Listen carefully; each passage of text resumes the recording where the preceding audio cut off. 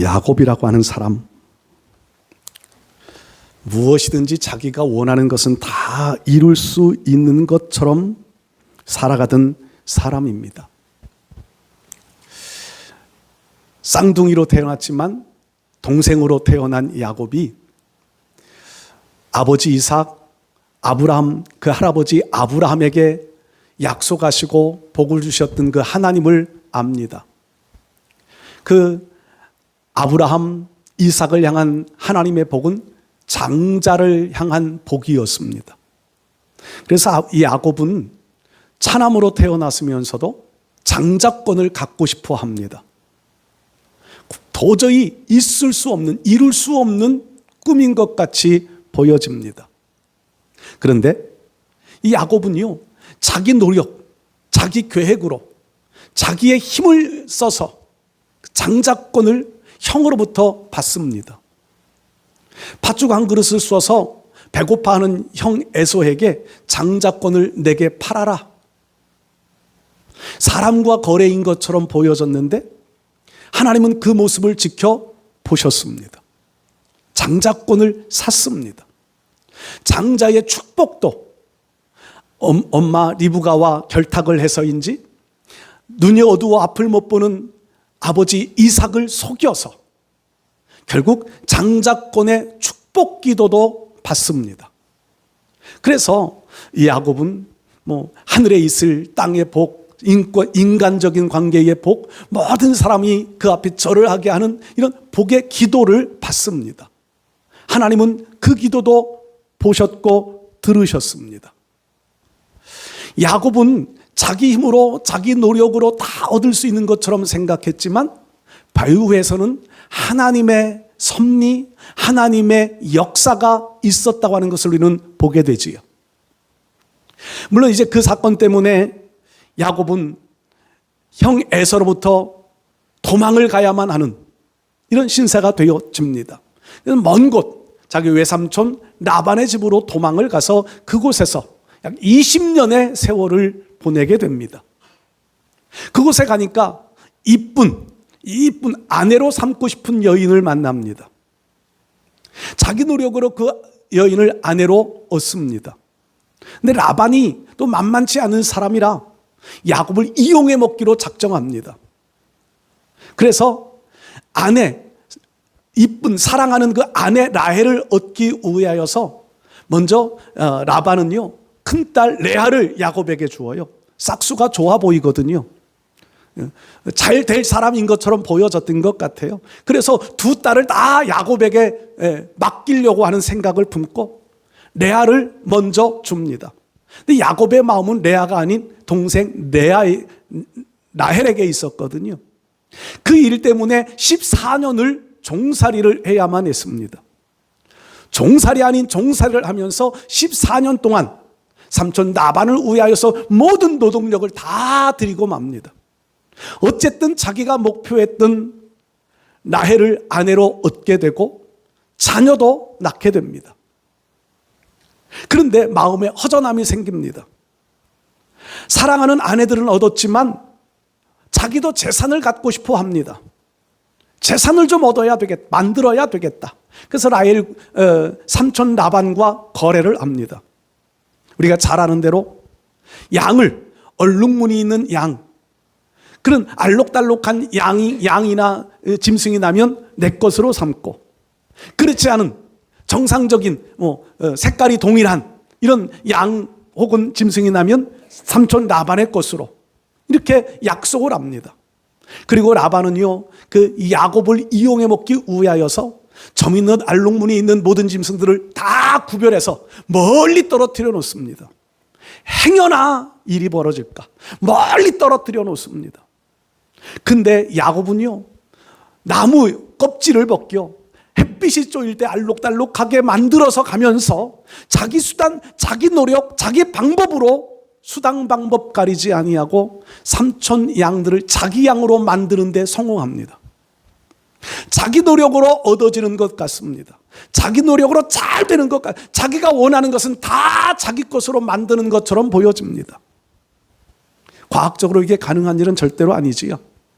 하나님께서 야곱에게 복을 주기로 작정하셨기 때문에 가능한 일이었습니다. 그러던 어느 날 야곱은요, 고향으로 돌아가야 되겠다고 하는 생각을 합니다. 물론 이제 자기 사촌들 라반의 아들들이 자기를 적대시하고 미워하고 라반도 경기하는 이런 것들을 깨닫고 자기가 그동안에 수고해서 얻은 모든 것들을 다 빼앗길까 하는 염려가 생겨지면서 고향으로 돌아가야 되겠다. 그리고는 밤에 아내들을 불러서 자기 계획을 설명합니다. 그리고 라반과 딸들의 관계를 이간시켜 버립니다. 근데 딸들이 야곱의 말에 동조를 하고 그럼 우리 다 같이 떠납시다. 야밤도주, 그야말로 야밤도주, 모든 재산과 가족들을 다 거느리고 야밤도주에서 이제 가나안으로 돌아가려 합니다. 자기 계획대로 잘 되는 것처럼 보입니다. 근데 라반은요, 군사들을 만들어 군사들을 이끌고 야곱을 추격해 옵니다. 라반의 마음은 그런 마음이었을 거예요. 잘됐다, 잘됐다. 이놈이 도망가? 가서 다 뺏어 오리라. 군대를 고동원에서 추격합니다. 그런데 야곱은 알지 못하는 사이에 하나님이 뒤에 간섭하십니다. 하나님이 라반에게 나타나셔서 너 야곱에게 선악간에 다투지 말아라, 말하지 말아라. 하나님이 간섭하십니다. 이 라반은 두려운 마음이 듭니다. 야곱을 만났지만 아무 일도 행할 수가 없었지요. 그저 좋게 헤어지고 맙니다. 그러니까 야곱은요, 자기가 원하는 것, 자기가 생각하는 것들은 다 얻을 수 있을 것으로 생각하며 삽니다. 가나안 땅에 도착합니다. 근데 가나안 땅에 도착하면서 야곱은요, 세겜이라는 지역에다가, 그곳은 양치기 좋은 지역, 푸른 초장도 있고 목동들이 많이 모이는 그런 지역을 선택해서 그곳에서 장막을 치고 그곳에 머물려는 계획을 갖습니다. 이것도 야곱 자기의 생각이지요. 그런데 야곱이 생각했던 대로, 자기가 계획했던 대로만 일이 잘 되면 얼마나 좋습니까? 하나님이 그렇게 뒤에서 계속 도와주시면 얼마나 좋습니까? 야곱이요, 자기 생각만 가지고 사는 가운데 하나님은 그의 인생에 브레이크를 한번 잡습니다. 사랑하는 외동딸 디나, 그가 세겜 땅을 구경하러 나갔다가 세겜 추장의 아들에게 강간을 당하고 맙니다.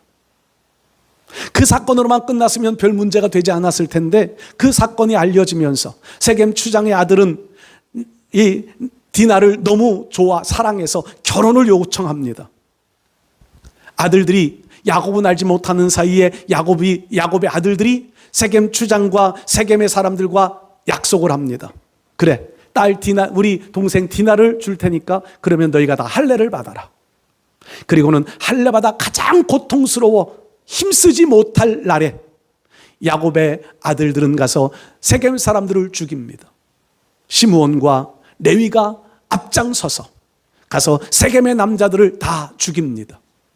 따지고 보면은요, 야곱은 이방 사람이에요. 세겜 사람들의 입장에서 보면 야곱은 외지에서 굴러 들어온 사람이에요.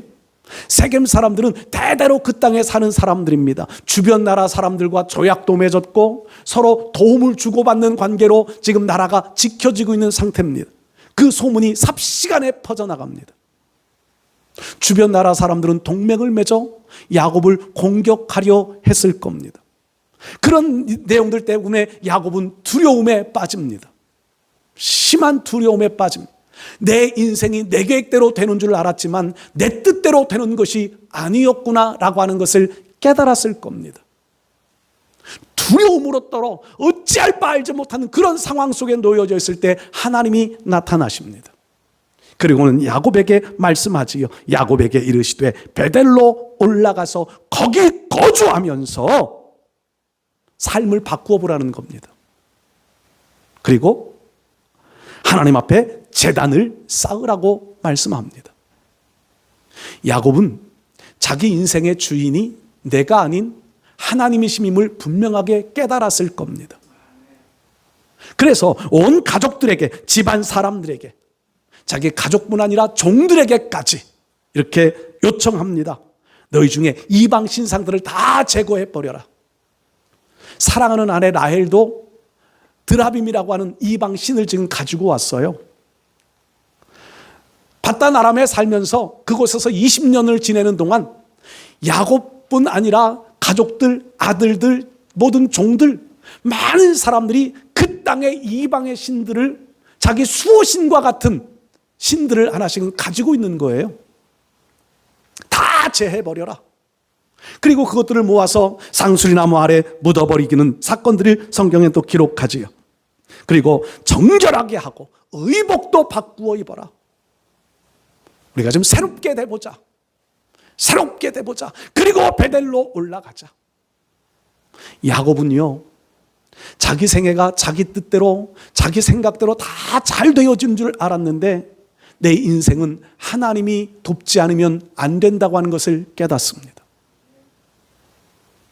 야곱이 이 창세기 35장 이전에 야곱은요, 자기 힘과 자기 노력으로 승승장구하며 살아온 것처럼 느꼈다면 35장 이후에부터 야곱의 인생은 전혀 다른 인생으로 살아갑니다. 이전에는 사기꾼과 같은, 이전에는 정말 거짓말장이 같은, 다른 사람의 것을 내 것으로 만드는데 능숙한 삶을 살았던 야곱의 삶이었지만 이 사건 이후에 야곱의 삶의 모습들을 기록하는 것을 보면은요, 야곱은 철저한 하나님의 사람으로 변화되어집니다. 운동 경기 전반기 후반, 전반 후반이라는 표현들을 많이 쓰잖아요. 야곱의 전반 인생은 정말 사기꾼 같은 삶이 맞을 겁니다. 야곱의 후반기 삶은요, 영적인 사람으로 변화되어집니다. 얼마나 영적인 사람으로 변화되어졌는지는 우리가 성경을 읽으면 잘 아시지요. 야곱이요, 가나안 땅에 흉년이 들기 시작합니다. 흉년이 들면 지금 애굽에 양식이 있음을 압니다. 그리고 아들들을 보내어 양식을 사오게 시킵니다. 과거 전반기 야곱의 인생 같으면은요, 사기꾼 그런 야곱의 인생 논리라면은요, 가서 양식을 좀 많이 사와라. 많이 사다가 우리가 장사해서 더 많은 이득을 좀 얻어보자. 이게 야곱의 전반기 인생의 야곱의 생각이에요. 그런데 변화되어진 야곱은요, 아들들을 보내면서 이렇게 표현해요. 양식을 조금 사와라. 우리가 먹을 만큼만 사와라. 왜 그런 표현을 쓸까요? 우리가 먹을 만큼. 가만히 사다가 장사하면 더 좋은 일 아닐까요? 많이 사다가 좀 나누어주면 좋은 것 아닌가요? 야곱은 욕심을 버리기 시작했다는 겁니다. 인간의 욕심을 버리기 시작합니다. 내 삶이 내 뜻대로 아닌 이제는 하나님의 뜻대로 되어지는 것이 인생이구나 라고 하는 것을 깨닫습니다. 야곱은요, 장자권의 복을 받을 때에 형 에서를 속였고 아버지 이삭을 속였습니다. 그런데 요셉의 두 아들 므낫세, 에브라임을 향한 복을 빌어주는 장면도 우리가 잘 알잖아요. 므낫세가 형이고 에브라임이 동생입니다. 그런데 야곱은요, 요셉은 그래서 형을 오른손 앞에, 동생을 왼손 앞에 무릎을 꿇혔습니다. 야곱은 손을 어긋맞게 얹었다고 표현하잖아요. 동생 에브라임에게 오른손을 얹고 형인 므낫세에게 왼손을 얹습니다. 그리고는 기도해 줍니다. 요셉이 그것을 못마땅히 말할 때에 야곱은 그렇게 표현해요. 나도 안다. 누가 형인지 나도 안다. 그런데 하나님이 원하시는 뜻이 이것이다.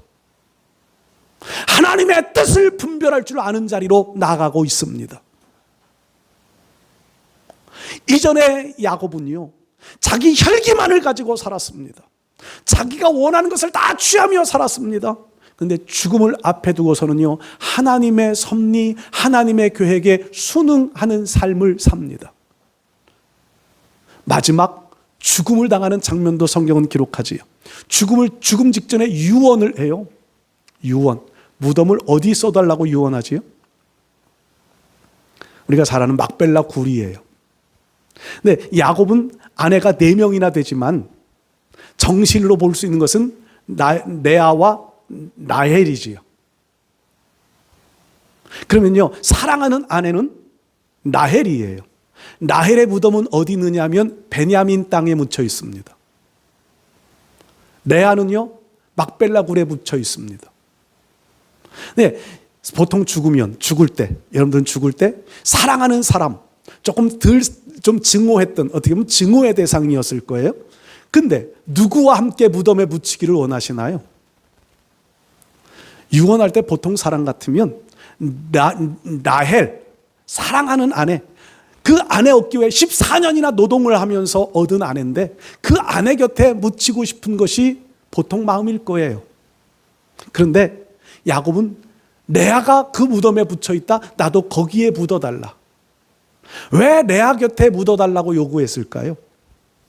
레아라고 하는 이름, 그거보다 더 중요한 의미는요, 막벨라 굴이라는 겁니다. 하나님의 믿음의 조상들이 있는 곳. 다시 말하면 야곱은요, 내 생애가 어떻게 살아왔든지 나도 하나님의 사람, 믿음의 조상의 반열에 들고 싶다는 겁니다.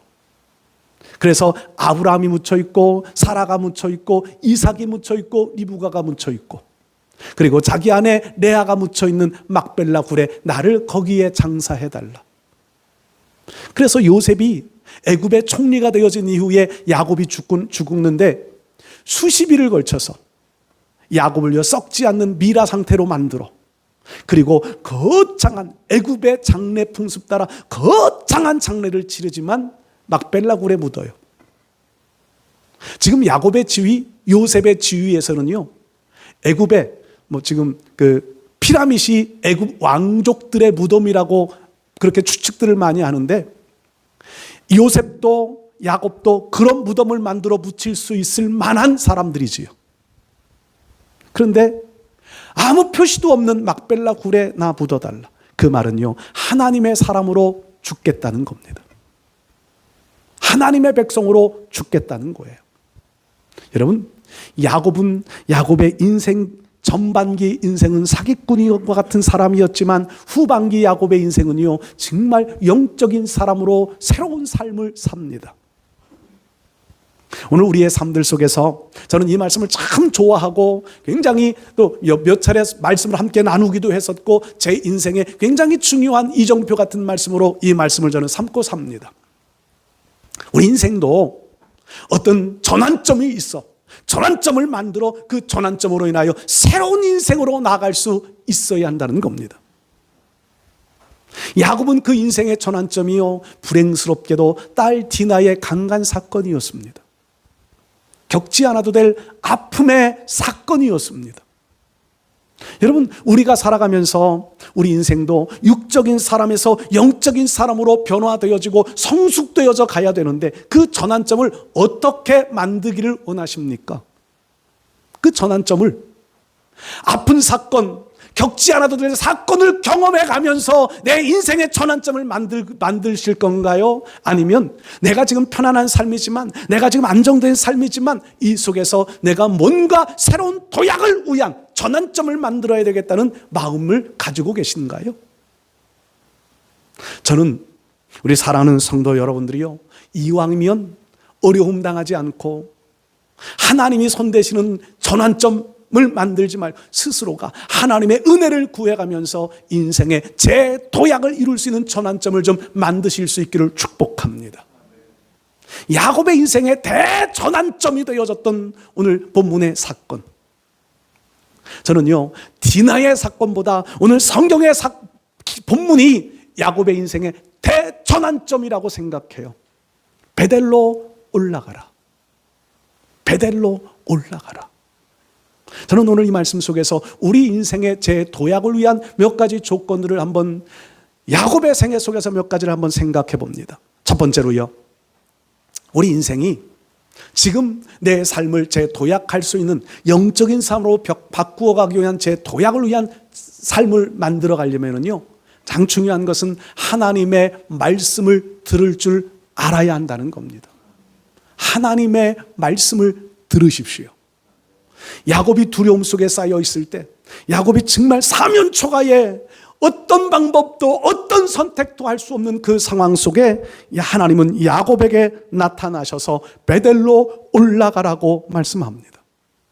하나님의 말씀이 들려집니다. 야곱은 그때서야 방향을 잡습니다. 지금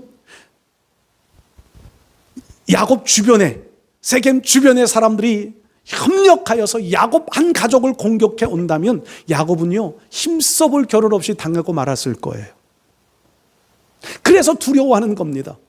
야곱이 군사력이 갖추어져 있었거나 아브라함처럼요, 아브라함은 318명이나 되는 군사들이 집안에 있었거든요. 근데 야곱은 그런 군사가 없어요.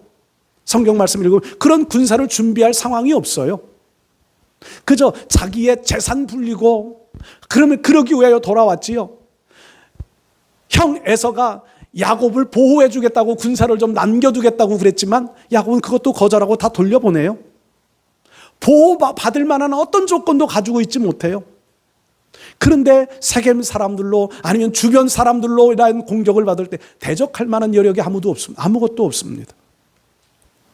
그런데 그때 하나님께서 말씀하여 주십니다.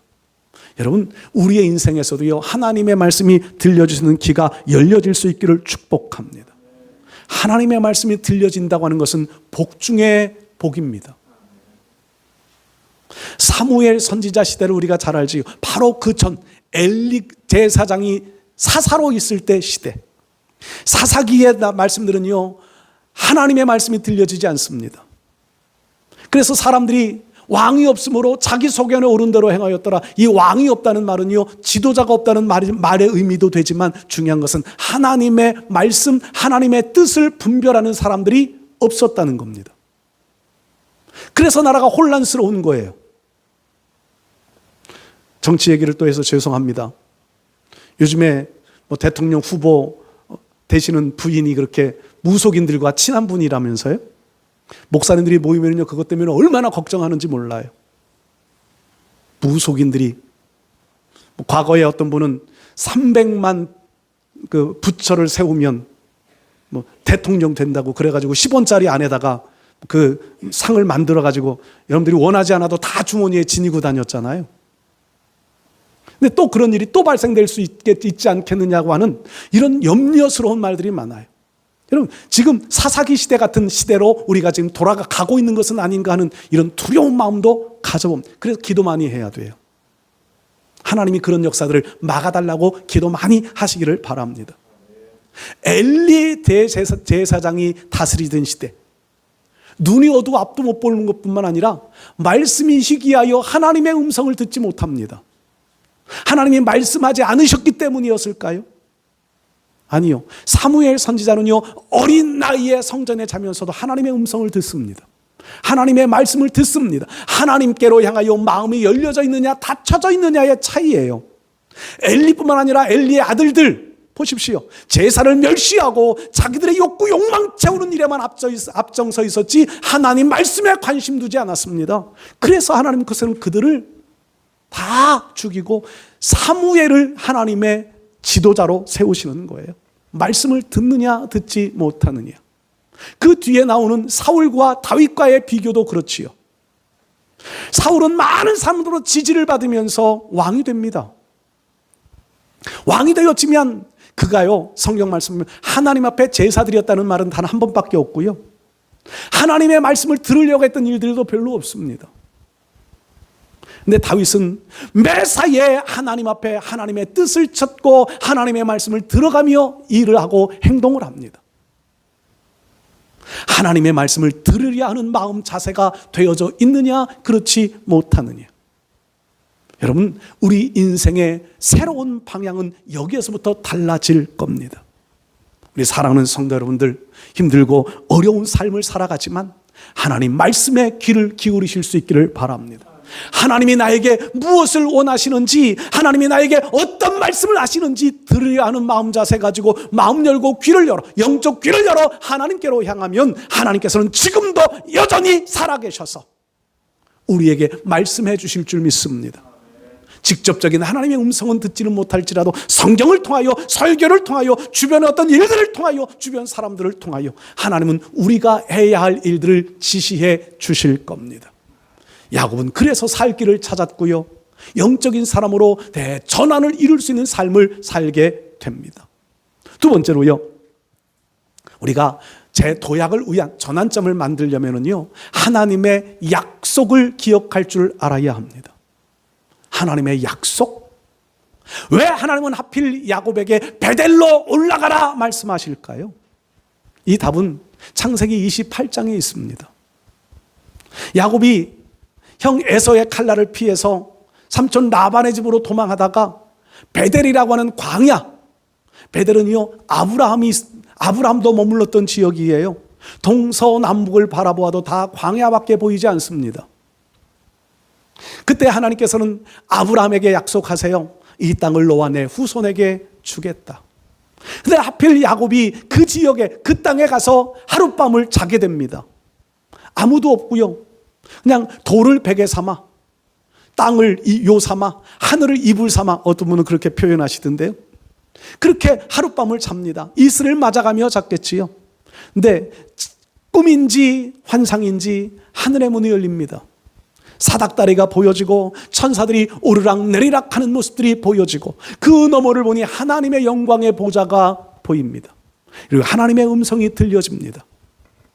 하나님께서 야곱에게 이렇게 약속하세요. 내가 너 누워있는 이 땅을 너와 내 자손에게 주겠다. 거기가 베델이에요. 하나님의 약속이 주어지기 시작합니다. 너 많은 자손을 얻고 이 땅을 차지할 것이다. 내가 어디로 가든지 너를 지켜줄 것이다. 그리고 너를 반드시 이 땅으로 돌아오게 할 것이다. 그러면서 하셨던 약속이요, 내가 이 일을 이루기까지 절대로 너를 떠나지 않을 것이다. 하나님의 약속이 야곱에게 주어집니다. 그리고 야곱은 그 약속에 감격해서 감격한 마음에 하나님 앞에 이렇게 서원을 드려요. 하나님이 만일에 이 약속대로 내게 이루어 주신다기만 한다면, 내가 하나님은 나의 하나님으로 섬기겠습니다. 그리고 내가 돌을 베게 하고자 하던 이 돌, 그 돌을 세워놓고 자기가 지금 재산으로 가져가던 기름을 거기에 부어가면서 이 돌은 하나님의 전이 될 겁니다. 그리고 하나님이 내게 주신 모든 소득의 10분의 1은 하나님께 드리겠습니다. 서원을 합니다. 그리고 야곱은 바단 아람으로 가서 20년의 세월을 보내게 됩니다. 야곱은 그 약속을 기억했는지 못했는지는 잘 모르겠어요. 그런데 막바지에 가서 라반으로부터 재산을 다 빼앗길 그런 위기의 상황 되어지니까 그때서야 하나님을 기억하고요, 하나님이 나를 베델로 다시 부르시는구나. 그래서 아내들을 불러 모으고, 내가 하나님 앞에 이런 약속을 받았는데, 내가 이런 약속을 또 하나님 앞에 드렸는데, 그 약속을 이루기 위해 나는 내 고향 땅으로 돌아가야 되겠다. 그래서 고향으로 갑니다. 가다가 세겜 땅에 머무는 거예요. 하나님은요, 세겜에서 야곱을 기다린 것이 아니라 베델에서 기다리셨습니다. 그래서 베델로 올라가라고 말씀합니다.